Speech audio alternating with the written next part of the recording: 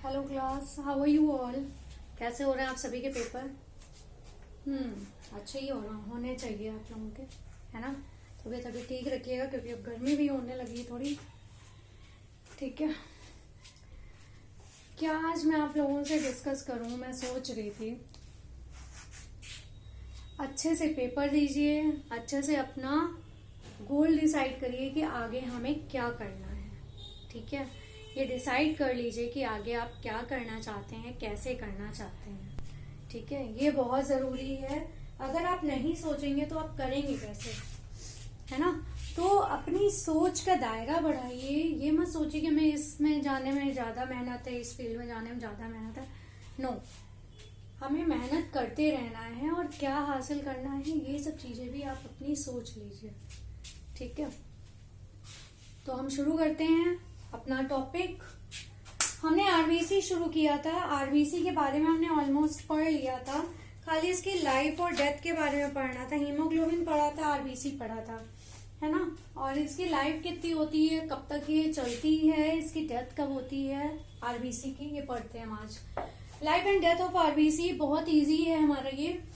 In adults the RBC are produced in marrow of long bones. जितनी भी हमारी long bones होती हैं, बोन्स जितनी भी हैं हमारी, ठीक है, जितनी भी बोन्स हैं हमारी, उसमें क्या होता है, बोन मैरो होती हैं।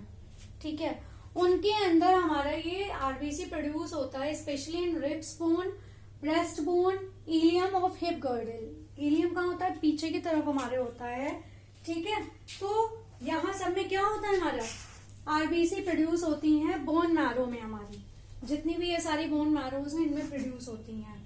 In an embryo it produces in liver. जब एम्ब्रियो में बेबी होता है तब ये कहाँ प्रोड्यूस होता है, लिवर और स्प्लीन में। वैसे तो स्प्लीन क्या होता है, इसमें मृत कोशिकाएं जाती हैं हमारी, जितनी भी आरबीसी हमारी खत्म हो जाती हैं। 120 डेज इनका लाइफ होता है। ठीक है, उसके बाद जितनी डेथ होती है वो सारी स्प्लीन में ही होती है और यहाँ पे बनती भी हैं। ठीक है, in children the RBCs are produced. Childrens में आरबीसी हमारा कहाँ प्रोड्यूस होता है, bone marrow of all the bones. जब तक वो 5 इयर्स के नहीं हो जाते हैं, 5 इयर्स की एज तक, तब तक उनमें बोन मैरो सारी बोन्स में बनती हैं। बोन मैरो सारी बोन्स के अंदर हमारी आरबीसी प्रोड्यूस होती है। In mature RBC have no nuclei. Mature जो हमारी आरबीसी हो जाती है, एक समय के बाद हमारी आरबीसी मैच्योर हो जाती है। तो जब मैच्योर हो जाती है तो मैच्योर पीरियड में उसमें न्यूक्लियस नहीं बचता है। ठीक है, but when they are being, जब वो होती है तो वो सिर्फ एक होती है। ठीक है, एक होती है और उसमें से जब न्यूक्लियस हट जाता है तो वो ई न्यूक्लिएटेड कहलाती है। ठीक है, मतलब उसमें हमारा न्यूक्लियस नहीं बचता है तो उसे हम कहते हैं ई न्यूक्लिएटेड। ठीक है, average life of an RBC, जो हमारी आरबीसी की एवरेज लाइफ होती है वो कितनी होती है, ऑलमोस्ट 120 डेज होती है। कितनी होती है, 120 डेज होती है। Old and weak RBCs are destroyed. Old और वीक जो होती हैं आरबीसी, वो क्या होती हैं, डिस्ट्रॉय हो जाती हैं। वो कहाँ चली जाती है, स्प्लीन में चली जाती हैं। Liver and bone marrow, liver और जो बोन मैरो होता है उनका आयरन कहाँ चला जाता है, लीवर में रिटेन हो जाता है। मतलब लिवर में उनका आयरन रह जाता है और बाकी वो क्या होती है, स्प्लीन में चली जाती हैं। और उसके बाद जो रिटेन आयरन होता है हमारा, ठीक है, रिटेन आयरन क्या करता है, ये हमारा बाकी बचा हुआ एक्सक्रीट होता है। कहाँ पे एक्सक्रीट होता है, एक्सक्रीटेड इन द बिलीरुबिन। किस फॉर्म में होता है, बाइल में बिलीरुबिन पाया जाता है, उसमें चला जाता है ये। ठीक है, in normal adult approx 2 million RBCs are destroyed in every second. हम लोग जो नॉर्मल एडल्ट होते हैं, हम लोगों में लगभग 2 मिलियन आरबीसी पाई जाती हैं और वो हर सेकेंड डिस्ट्रॉय होती रहती हैं। ठीक है, हर सेकेंड में कितनी डिस्ट्रॉय होती है, 2 मिलियन आरबीसीज। मतलब हमारे अंदर कितना आरबीसी पाया जाता है ना। आई होप से इतना समझ में आ गया होगा कि बच्चों में कब कहाँ 5 इयर्स तक होता है, सभी बोन्स में होता है। जब एम्ब्रियो में बेबी होता है तो उसके लीवर और स्प्लीन में बनता है। ठीक है, और जो हम लोग हैं, हम लोगों की कुछ स्पेसिफिक लॉन्ग बोन्स होती हैं जिनके अंदर हमारी ये बनती हैं आरबीसी।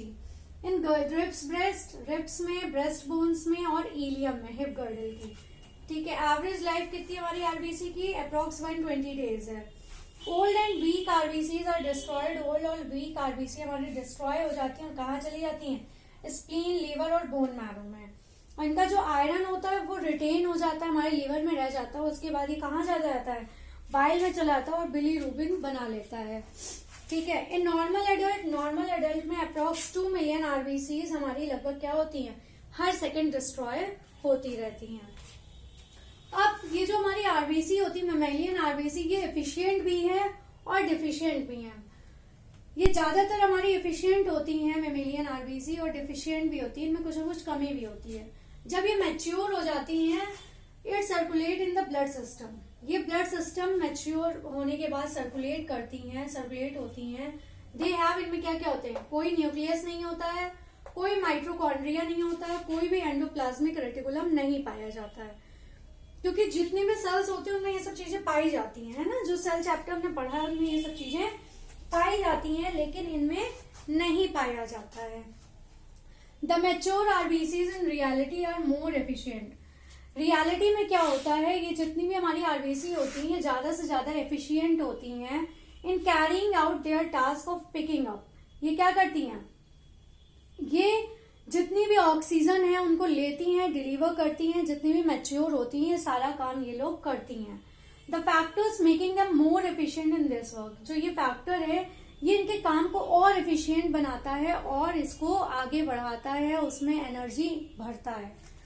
लॉस ऑफ न्यूक्लियस, इनका क्या होता है, एक समय के बाद इनमें ये न्यूक्लियस खत्म हो जाते हैं, बाइकॉन्केव जो रेड सेल्स होती हैं वो खत्म हो जाते हैं। thus increasing their surface area volume ratio for absorbing more oxygen।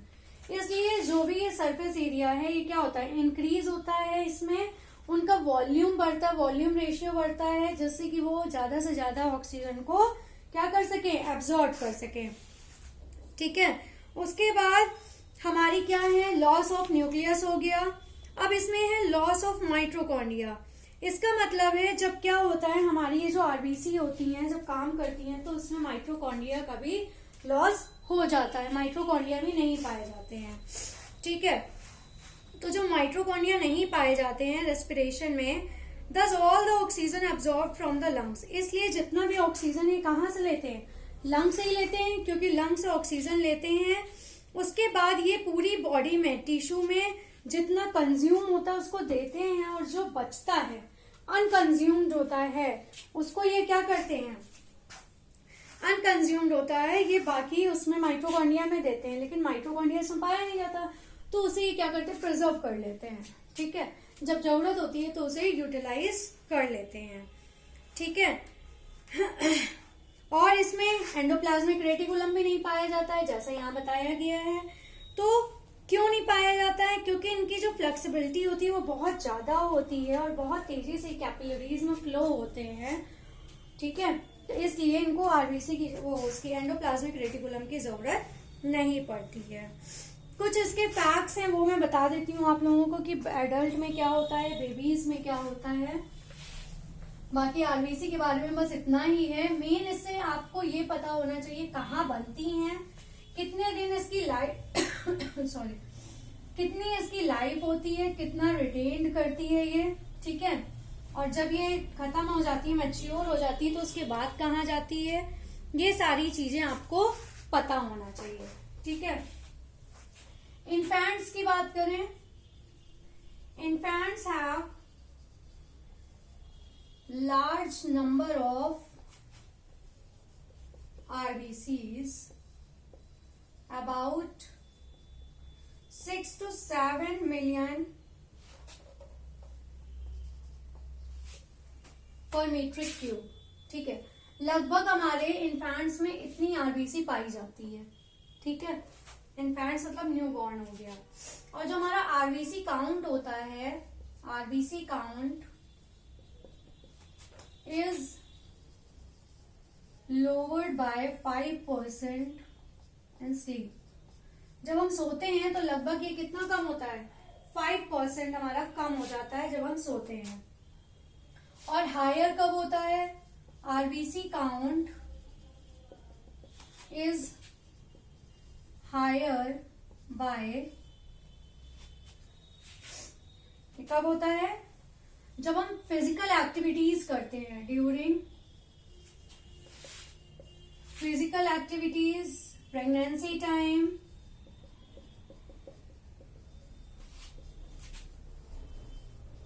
In pregnancy, ठीक है, प्रेग्नेंट वुमेन में ये ज्यादा होता है।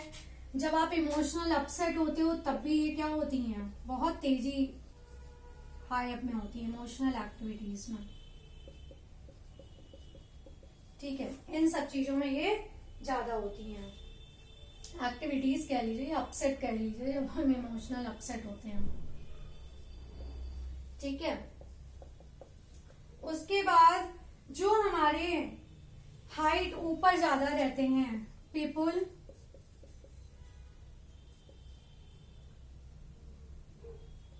Living up Heights of 4200 meter and above, जो लोग 42 मीटर हाइट से ऊपर रहते हैं उनकी जो आरबीसी होती है वो 30% ज्यादा होती है, इंक्रीज 30% आरबीसी दैन नॉर्मल। उनकी आरबीसी 30% ज्यादा होती है जो नॉर्मल होते हैं, ठीक है। एबनॉर्मली हमारी अगर आरबीसी इम्प्रूव बढ़ती है, ठीक है, अब नॉर्मलिटी तो सभी में होती है ना, अगर हमारी जरूरत से ज्यादा आरबीसी बढ़ रही है, ठीक है, तो उसे भी कुछ कहते हैं, क्या कहते हैं, पॉलीसाइथेमिया कहते हैं हम, ठीक है। तो क्या कहलाएगा ये, एबनॉर्मली increased RBC called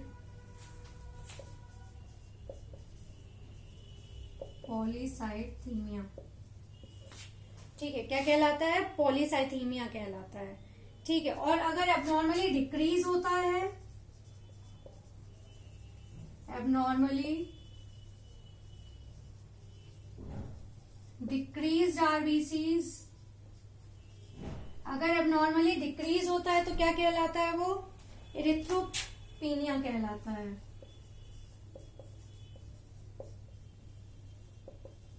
क्या कहलाता है, एरिथ्रोपीनिया कहलाता है, ठीक है। तो क्या बताया, जो इन्फेंट्स होते हैं उसमें हमारी आरबीसी लगभग कितनी होती है, 6 to 7 मिलीमीटर क्यूब होती है, ज्यादा होती है। नंबर्स में आरबीसी काउंट जो होते हैं सोते समय वो लगभग 5% कम हो जाते हैं, कम काउंट होते हैं। और आरबीसी काउंट क्या होता है, हायर कब होता है, जब हम फिजिकल एक्टिविटी कर रहे हैं, दौड़ रहे हैं, कुछ काम कर रहे हैं अपने शरीर के थ्रू। फिर प्रेगनेंसी टाइम में या हम बहुत दुखी हैं, इमोशनल अपसेट है, तो भी हमारी आरबीसी काउंट काफी हायर हो जाती है। जो लोग हमारे 4200 मीटर से अबव या 4200 मीटर हाइट पे रहते हैं, उनका हमारे नॉर्मल आरबीसी से 30% आरबीसी ज्यादा पाया जाता है।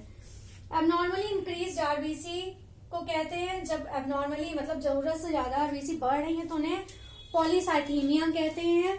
और जो एबनॉर्मली डिक्रीज आरबीसी होती है, मतलब जितनी होनी चाहिए उससे भी कम होती है, तो वो कहलाती है एरिथ्रोपीनिया, ठीक है। क्या कहलाती है, एरिथ्रोपीनिया, ठीक है। तो ये था आरबीसी। आरबीसी हमारा खत्म हो गया। डब्ल्यूबीसी हम नेक्स्ट क्लास में पढ़ेंगे, फिर उसके बाद प्लेटलेट्स पढ़ेंगे, ठीक है। कोई भी डाउट है आपको बायो से रिलेटेड तो पूछ सकते हैं, बायो केमिस्ट्री दोनों से, ठीक है, इंटर तक की क्लासेस के लिए। Please like share and subscribe my channel. Thank you, take care class.